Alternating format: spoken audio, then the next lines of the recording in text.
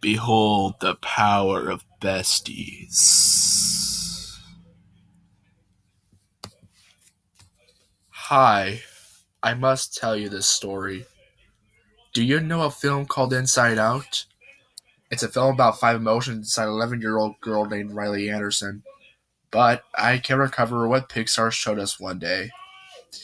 As we can tell right now, the film tells the story of Riley, a happy, hockey-loving 11-year-old Midwestern girl. But her world turns upside down when she and her parents move to San Francisco.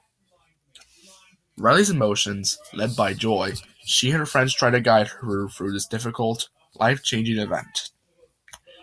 However, the stress in the move brings sadness to the forefront. When joyous sadness inadvertently swept into the far reaches of Riley's mind, the only emotions left in headquarters are anger, fear, and disgust. But I'm not here to tell you all about what happens in the movie. This is a story about a missing Inside Out sequel. I was an intern at Pixar Animation Studios back in 2016. It wasn't until last year I was nominated Artist of the Year for my creative ideas. The best I ever did was character rotations, similar to Toy Story, where the character turned to a current position. But what I didn't know was that somebody said something about the sequel of Inside Out that even made the trailer about the film. According to John Lasseter, in this Inside Out sequel, he did not want Riley.EXE to be 15, he wanted her to stay 11.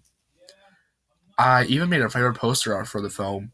I worked so hard at it, Pixar must have gave me at least some credit, or even an A+ on it. One day, John Lasseter came into my office and told me that he found a secret DVD called Riley.EXE. I was guessing that it was our alternate edition of Inside Out. Indeed, it was. I asked if we can call everyone to come to watch this alternate part of Inside Out. Miss Lasseter said yes. He got everyone in the viewing room. I was the one who had to put the DVD in because that's my job. Then I realized there were previews on the DVD. Previews were Cars 3, Pirates of the Caribbean 5, and Queen of Katwe. Disney and Pixar logos were shown, but there was no opening credits. Just a picture of a noose while the opening theme played in reverse. The film's title said Inside Out Profanity. It showed the Andersons' house, and it was night. It showed the inside of the house. Riley's mother and father were in there. There was no music, just the sound of wind. It showed Mrs. Anderson crying, and her eyes turned to balls of blood, and dripped out of her sockets. I started feeling sick, and I vomited inside my mouth. The sound of wind was silent, and Riley's parents started talking. "We'll have to leave Riley all alone." The verse music, no sound, just wind and crying. Mrs. Anderson cried even more, but her voice started to sound deeper. She went completely silent. She was still crying, just not making any sound. Mr. Anderson eventually died. He went on the floor, missing his eyes. Mrs. Anderson isn't very happy about what they are doing to Riley. She began to cry blood. It showed up in the car, and the next scene, Riley was messing around with taking happy pills. She was laughing. Her voice sounded deep. Her head slowly spins, and her eyes were black voids. Riley started growing her big-ass teeth.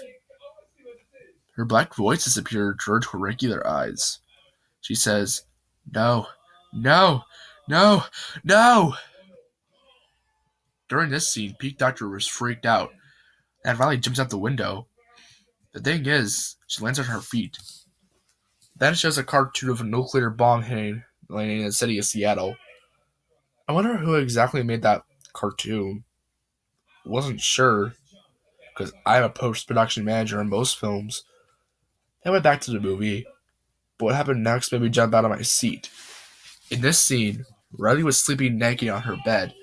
She kind of walked to the kitchen. She got a container of chocolate ice cream and went to the living room. I don't understand what was happening. This didn't seem scary. Riley turns on the TV and puts in a videotape that said Squidward suicide. What?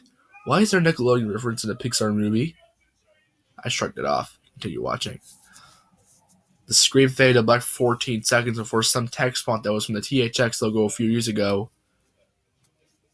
The text read, "You've come a long way. Here's what you're going to see next."